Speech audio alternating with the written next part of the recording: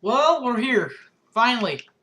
The final regular season game of the 2012 season starts at 11 a.m. on Saturday morning when the TCU Horned Frogs will host the Oklahoma Sooners at 11 a.m.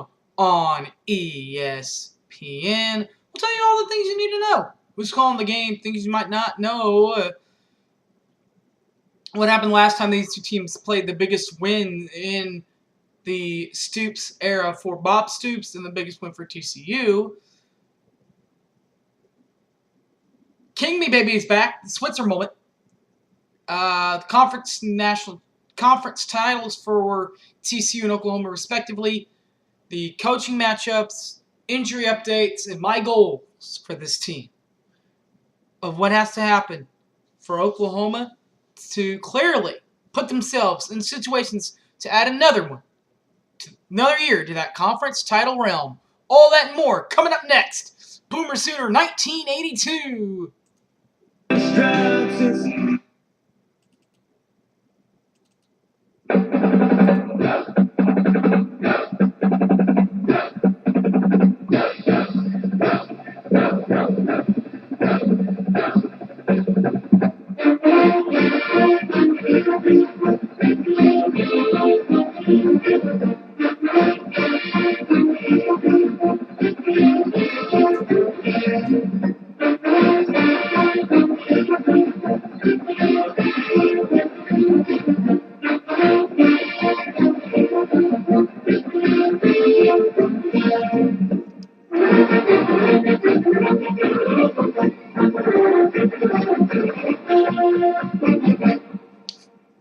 All right, as we said before, the TCU Horned Frogs will host the Oklahoma Sooners at 11 a.m. this morning, or Saturday morning on ESPN.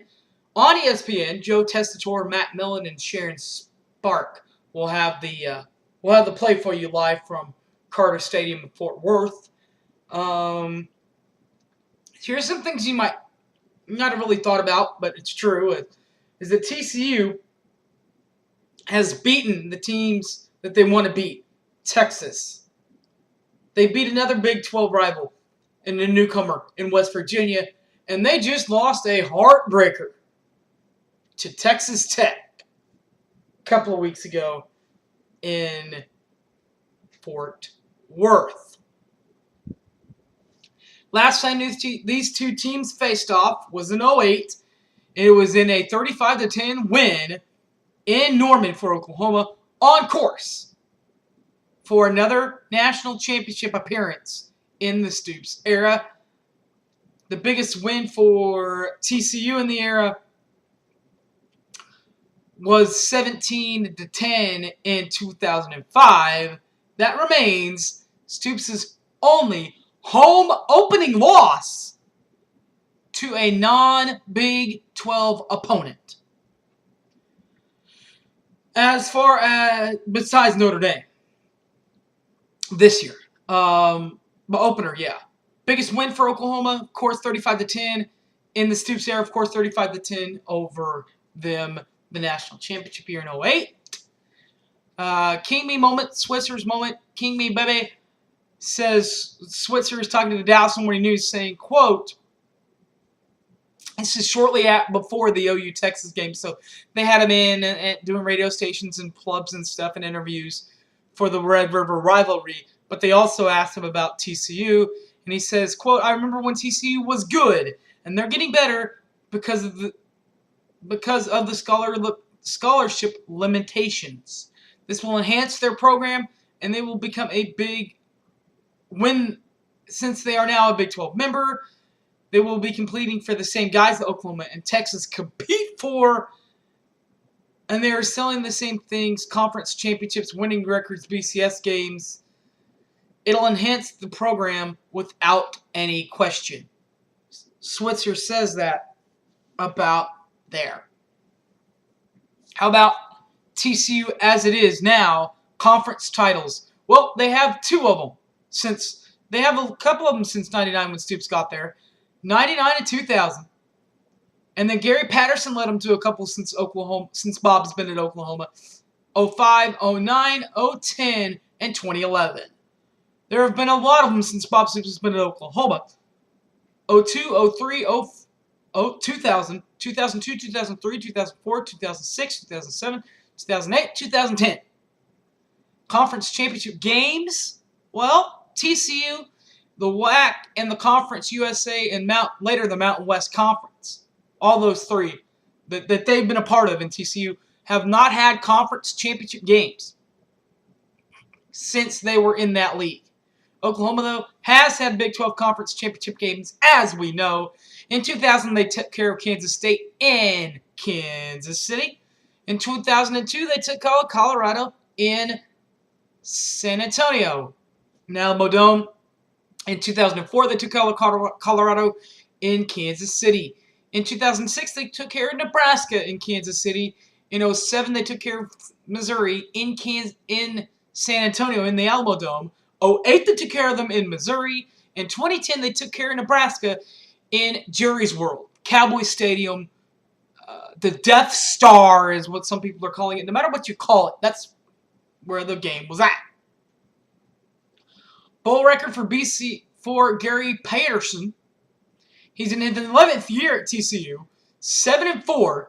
The 7-4 record includes a bowl loss, in 2000 to Southern Mississippi in the Mobile, Alabama Bowl, now known as the GMAC Bowl. He did miss 1 year of bowl recognition with only 5 wins. That happened in 2004.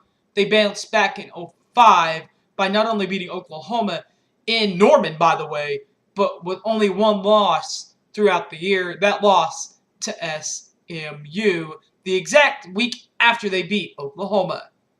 Bob Stoops in Oklahoma, 7-6 at Oklahoma, 13th year at Oklahoma. In 2011, they came up and they just took care of the University of Connecticut, 41-21 in the Fiesta Bowl. The same year, that was the same year that Gary Patterson won the Rose Bowl over Wisconsin, the Badgers, in 21-19 thriller in 2011. Injuries for both sides. TCU has a couple of injuries. Rox Forrest, their defensive end's out with a knee injury. Wayman James, their running back's out with a knee injury. Danny Heiss, the linebacker, is out without. We are non-disclosed situation. Michael Thompson, their offensive lineman, out with a knee. Casey Paha, their quarterback, out due to suspension. And David Johnson, their defensive tackle, is out to a non-disclosed reason. Oklahoma, of course, as we know, one final time, all these injuries. Adam Shedd, out with a knee injury, probable. Lane Johnson, probable, out with a leg.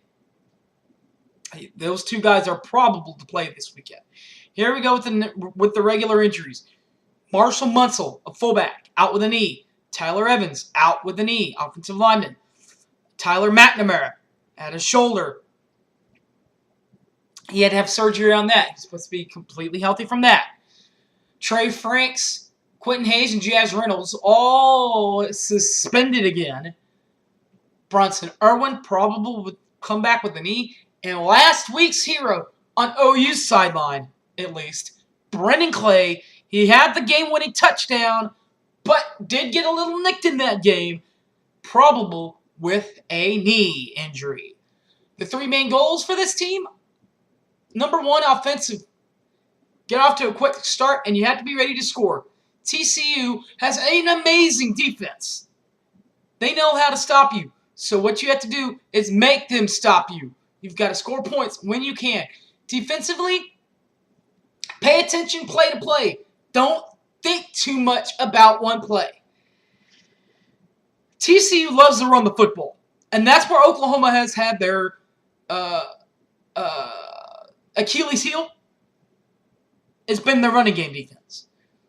So if you give up a couple of runs, 5, 10 yards, bust off of 15, heck, if they break off a 20-yard run, don't think too much about the play. Get back in formation, hit the next play. Don't keep thinking, because what TCU wants to do is they want you to do that. That way they can turn a 20-yard gain, a 15-yard gain into a second 15-yard gain, which is necessarily in that fact a 30-yard gain, which is almost half the field. Finally, special teams, just keep on doing what you've been doing all year long. Tress Way, Michael Honeycutt, those guys have been great for the Sooners. Keep up the great work, boys.